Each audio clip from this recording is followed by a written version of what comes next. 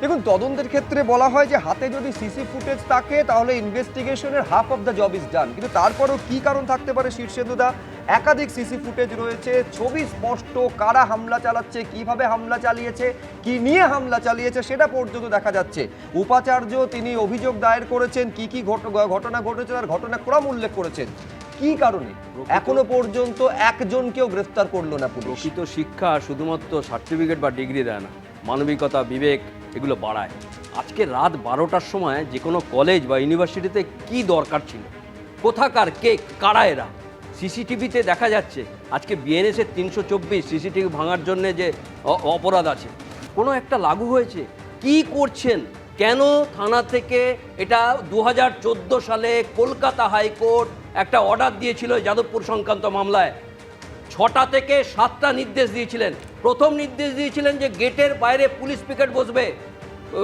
আজকে ওখানকার vice chancellor বলছেন যে পুলিশ পিকেট নেই এবং কোনো বহিরাগত ভেতরে ঢুকতে পারবেন না। যদি কারোর প্রয়োজন হয় তিনি সেখানে তথ্য দিয়ে তারপরে ভেতরে ঢুকতে পারবেন। তার পরিচয়পত্র ছাড়া কেউ কোনো ছাত্রছাত্রী সেখানে ভেতরে ঢুকতে পারবেন না। এবং আরও একটা ছিল যে কোনো সময় কোনো কিছু হলে, কোনো অশান্তি হলে কলকাতা হাইকোর্ট এই নির্দেশ দিয়েছিলেন যে বাইরের গণ্ডগোলের জন্য থানা সঙ্গে সঙ্গে আসবেন। কি করলেন? গেট খুলে দিলেন। গেট রাত্রির 12:38 সবাই মিলে ঢুকলো, সেখানে গন্ডগোল হলো। সিসিটিভিতে ফুটেজে প্রত্যেককে দেখা যাচ্ছে, একটাও গ্রেপ্তার নেই। তুলোমণ্ডল কোথায়? শুধু একজনকে গ্রেপ্তার করলে হবে না, প্রত্যেকটা জায়গায় আইন শৃঙ্খলাকে নিয়ে আসতে হবে। ছাত্রছাত্রীরা কোথায় যাবে? ছাত্রছাত্রীরা তো কলেজে, বিশ্ববিদ্যালয়ে পড়াশোনা করার জন্য আসে, তারা কি গন্ডগোল করার জন্য আসে?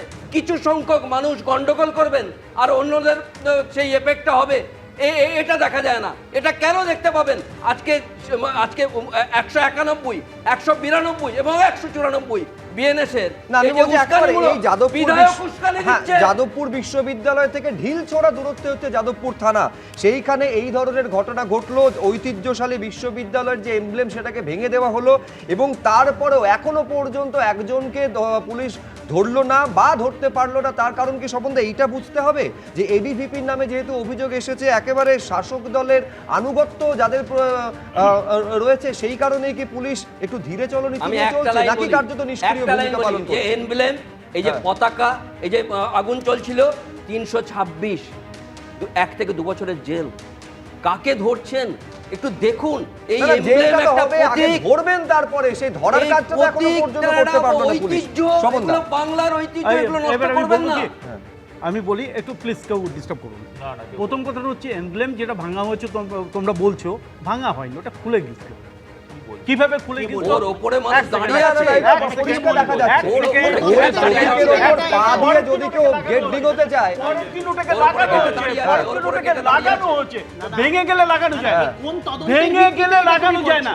আরে ভাই, কোন তদন্তের ভিত্তিতে পুলিশ করেছে না বিজেপি করেছে? আমাকে বলতে দাও, তদন্তটা কে করে? আচ্ছা সবন্ধ, তারপর তোমরা বলবে, তোমরা অনেকক্ষণ ধরে বলবে। যাদবপুর বিশ্ববিদ্যালয়কে আমরা লাল সন্ত্রাস থেকে মুক্ত করতে চাই, এটা আমাদের নীতি, পরিষ্কার নীতি, পরিষ্কার নীতি। 15 বছর তৃণমূল কংগ্রেস থাকার পরেও তারা ওখানে শক্তপোক্ত একটা ছাত্র সংগঠন ওদেরকে করতে দেওয়া হয়নি, ছাত্র পরিষদকে ওখানে ঢুকতে দেওয়া হয়নি। এক সেকেন্ড, ওখানে ঢুকতে দেওয়া হয়নি যাদবপুরে, কারণ 1970-এর দশক থেকে ওখানে যা খুশি তাই চলেছে। গোপাল চন্দ্র সেনকে ভাইস চ্যান্সেলর, তৎকালীন ভাইস চ্যান্সেলর গোপাল চন্দ্র সেনকে তাকে হত্যা করা হয়েছিল, বলা হয়েছে বহিরাগত গুন্ডারা এসে। আমি বলছি তখন তৃণমূল আমল থেকে শুরু করে বিজেপি আমলে একই রয়েছে, কিচ্ছু বদলায়নি। দাঁড়া এক সেকেন্ড, আশুতোষ এক সেকেন্ড। এই বহিরাগত গুন্ডাদের দাপট একেবারে এবিভিপির পতাকা নিয়ে যারা হামলাগুলো চালালো, সেই একই সময় তৃণমূল আমলে তো এই ছবি দেখা গেছিল যে পড়ুয়াদের ওপর হামলার ঘটনা ঘটেছে। যা ছিল গত 15 বছরের ছবি, পালা বদলের পর কি বদলেছে ছবিটা? সৌম্যদীপ কুণ্ডুকে 9/8/2023 আগস্ট মাসে 17 বছরের একটা ছেলে সে মারা গেল। কি করার জন্য, তাকে র্যাগিং করার জন্য, এবং সে লাস্টে বলে গেছিল আমি সক্ষমই নই।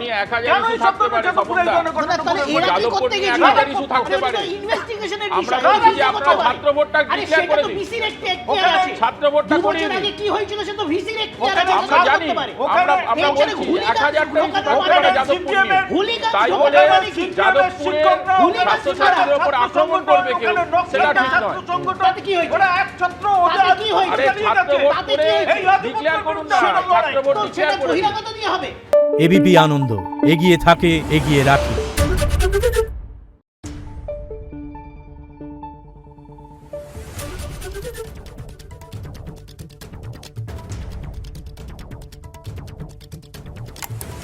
Thank you.